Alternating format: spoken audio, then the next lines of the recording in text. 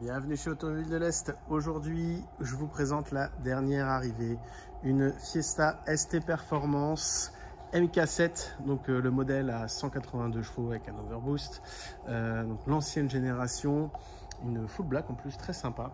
On va d'abord faire un petit tour esthétique extérieur, on va checker tout ce qui est carrosserie, après on va checker tout ce qui est jantes, pneumatiques, freins, on va faire un petit tour esthétique intérieur, on va l'essayer bien sûr sur la route et voir le bruit que ça fait un peu, et enfin on finira par voir tout ce qui est options et on va la plonger dans le noir pour voir un peu la signature lumineuse et voir comment ça rend. N'hésitez pas à vous abonner, à mettre un petit commentaire ou même juste un pouce bleu, ça coûte rien, ça nous aide énormément. Merci, vous êtes de plus en plus à regarder les vidéos et à faire des retours positifs, en plus à 90%, donc ça fait vraiment plaisir. N'hésitez pas, à chaque fois systématiquement dans le lien de la vidéo, vous avez les liens de l'annonce, même si bien souvent quand la vidéo paraît, les voitures sont déjà vendues, ou même parfois j'ai pas le temps de faire les vidéos comme celle-ci, que les voitures sont déjà parties. Tant mieux.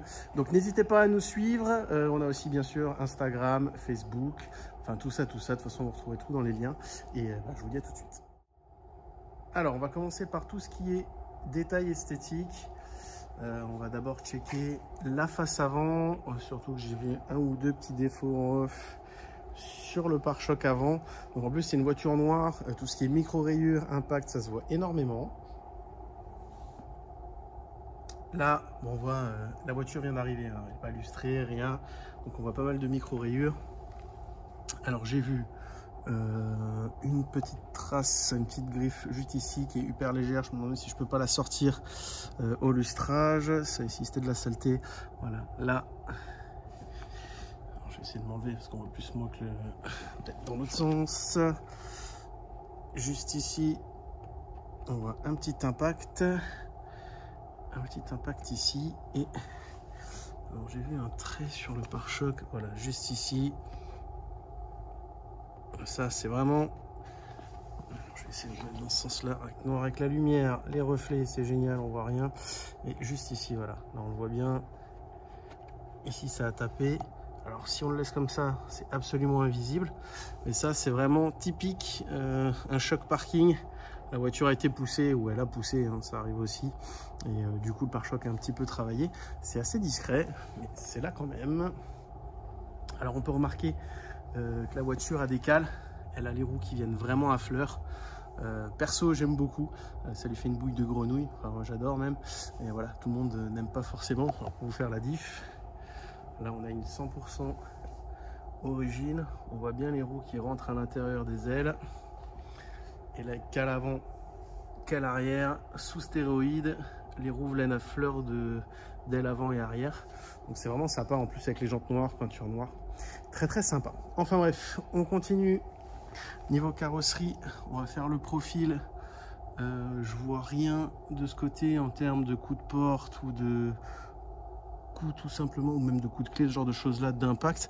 Alors il y a une petite trace d'eau, ça c'est rien du tout. On va faire toute la longueur. Après forcément, voilà, de la micro-rayure, micro-impact. C'est des voitures d'occasion, c'est des voitures qui ont déjà vécu. Mais pour du noir, c'est plutôt propre. J'en ai vu en plus mauvaise santé. Rien à déclarer de ce côté-là. Pare-choc arrière, donc pour ceux qui suivent déjà ou qui ont déjà vu, à savoir que les Fiesta première génération sont toutes rayées sorties d'usine en bas à gauche sur le pare-choc. Si vous en avez une, pardon, qu'elle est pas rayée en bas à gauche, c'est qu'elle a été repeinte. Là, le pare-choc a été repeint, il y a beaucoup de propriétaires qui les font refaire ou qui l'ont fait refaire par Ford parce que c'était quand même assez dingue d'être livré avec d'une voiture rayée. Après, c'est la légende, est-ce qu'on m'a dit la vérité ou pas? En tout cas, celle-là, elle est pas rayée. À l'arrière, je vois pas de traces, rien de spécial. Côté passager, alors dans le profil, je vois rien, pas de coup de porte, pas de grosse rayure. Si, alors l'aile arrière, c'est moins ou ouais, si. Juste ici, on a, je sais pas si on va le voir, je vais essayer de trouver, voilà, sur le reflet on le voit là, juste là, à ce moment-là. Hop, j'essaie de faire passer la lumière dessus. Voilà, là on le voit bien, un petit enfoncement. Là, quand on passe le doigt, on le sent d'ailleurs. C'est assez léger, mais c'est présent. Et je mets un petit défaut de peinture. Alors comme d'habitude, je mets mon doigt à côté. C'est clair que vous reculez d'un pas, ça se voit pas. C'est présent sur la bagnole. Autrement, je vois rien de spécial. Même en bord de porte, hein, c'est propre. Donc voilà, de ce côté-là, une petite bosse à l'arrière. Pareil, les cales. Ça lui fait vraiment un côté monstrueux. J'aime beaucoup. Voilà. On va faire aussi juste vite fait le pavillon. Ça pareil, sur une caisse qui a déjà roulé. Les petits impacts de gravier qui se collent au-dessus du pare-brise. Ça vous bouffe la ligne. Et puis après, vous avez un peu d'oxydation. C'est rien de grave. Ça arrive sur toutes les voitures, peu importe les marques, les modèles. Mais là, c'est nickel. Donc voilà, petit pare-choc légèrement abîmé devant. Une petite bosse sur l'aile arrière pour une voiture de cet âge. De ce kilométrage là, c'est plutôt pas mal, surtout pour une couleur noire. Bon allez, maintenant on va checker ce qui est pneus, freins et jantes, et après on continuera de faire le tour. Alors sur les pneus avant, déjà on va faire le tour de la jante. Donc là on a le bord qui est un petit peu rongé. Bon, sincèrement, de la jante noire.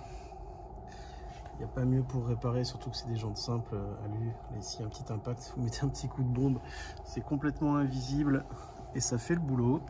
C'est propre en plus, hein, quand on sait le faire.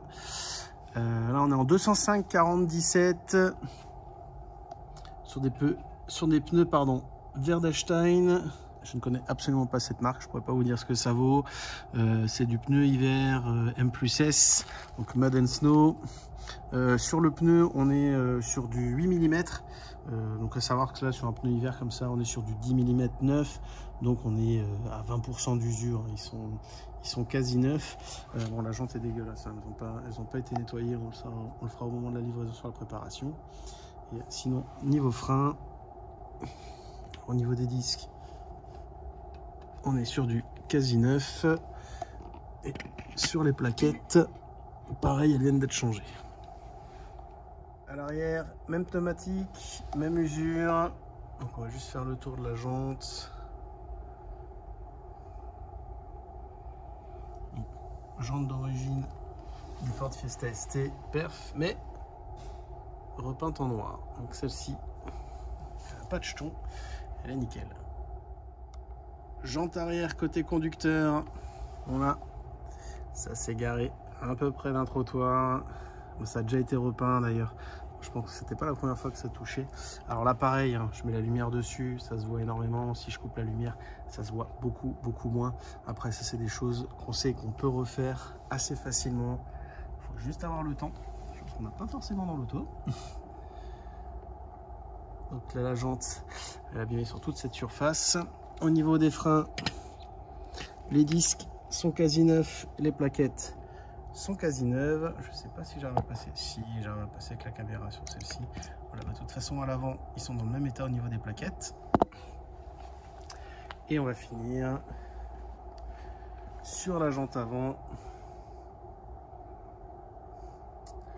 Ah, je viens de voir un truc. J'ai peut-être dit une bêtise sur les pneus. Je me disais bien que le dessin est assez spécial. Et pourtant, il y a bien le logo hiver M+S. Mais là, on a le logo 4 saisons. Assez bizarre. Enfin, il me semble que c'est le logo 4 saisons. J'ai peut-être une bêtise. Il me semble. Niveau jante, voilà, 2-3 petites imperfections sur les bords ici. C'est ultra léger. Celle-ci est beaucoup moins mangée que celle de derrière. Alors, je regarde en même temps. Et voilà, c'est tout pour les jantes. Niveau pneus, plaquettes et freins, rien à prévoir. À vérifier maintenant si c'est bien du 4 saisons. Et ça m'en a bien l'air vu le dessin sur les pneus. Allez, on va passer à l'intérieur. Alors, pour l'intérieur, on va commencer avec les panneaux de porte. Donc là, on est côté passager. C'est propre. Le seuil de porte lumineux de ce côté, significatif au pack perf, qui fonctionne des deux côtés. Parce que ça, la plupart du temps, ou ça, ça ne marche plus sur les Fiesta ST, parce que la flotte rentre directement en dessous, ça crame. En plus, c'est une misère à remplacer. Elle a le petit trait lumineux au-dessus de la boîte à gants, très sympa. Le tableau de bord qui est propre, avec le Sony en piano black. Le volant cuir, il a pas l'air d'avoir de dégâts. Je vois pas de griffures, je vois pas de gros à-coups. Et au niveau des sièges, alors par contre je vais peut-être mettre un peu de lumière. Est-ce qu'on peut avoir ça? Voilà. Au niveau du siège, il est nickel. Les petits ST en simili-cuir, donc c'est des raies carreaux en simili-cuir tissu, donc c'est pas les full tissu. Pareil, c'est une option. Ils sont très très sympas. On va passer dans le coffre si on voit quelque chose. Au niveau du coffre, voilà, banquette 2 tiers, 1 tiers rabattable. Ce qui nous intéresse surtout, c'est le plastique de la malle. Donc on voit des petites griffures. Alors rien de méchant, après il est un peu sale aussi, mais des petites griffures dues au chargement quand on met les choses dans le coffre, qu'on les attache pas, ça se balade, ça vient griffer le plastique. Alors c'est un truc qu'on fait jamais gaffe, hein, forcément, quand il est ouvert on regarde pas, quand il est fermé on le voit pas, mais voilà, ça pour rentrer dans le détail de la voiture. Et on va passer sur le panneau de porte côté conducteur. Et là aussi, c'est assez rare pour le souligner, seuil de porte rétroéclairé qui fonctionne, les deux. Et sincèrement, on ne le voit pas tous les jours. Au niveau du volant, le volant est sacrément propre quand même, hein. Après, des tout petits coups de griffes, de bagues ou d'ongles, mais c'est vraiment, parce que là je suis dessus à fond, ah, voilà, on le voit un petit peu, c'est ultra light. Au niveau du tableau de bord, c'est propre aussi. Et surtout le plus important, le siège conducteur. Et voilà, comme d'habitude, les traces d'usure ici. Alors ça va, c'est assez léger. On a ces deux petits points là. Ça c'est à force de monter et de descendre avec quand on frotte avec les jeans, même les ceintures ou des choses comme ça. Mais aussi la ceinture de sécurité, en général on relâche, ça vient frotter, ou la boucle vient taper dessus, ça abîme un petit peu. Il est en bon état et surtout il est hyper rigide, donc il est toujours bon. Et pareil au niveau de l'assise, parce que parfois vous avez des gens qui font pas gaffe ou qui n'y pensent pas, qui rentrent et qui sortent sans faire attention et qui aplatissent le baquet, et donc après il faut changer la mousse. Là elle est nickel. On va juste checker un peu aussi. Hop. À l'arrière, pareil, avec un peu de lumière ce sera mieux. C'est pas non plus foufou, j'aurais dû prendre la lampe, la baladeuse.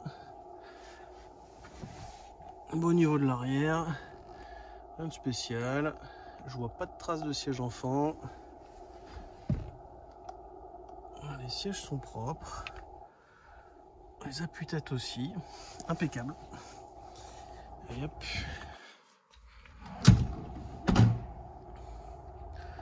On va checker tout ce qui est options et après on va la plonger dans le noir pour voir la signature lumineuse.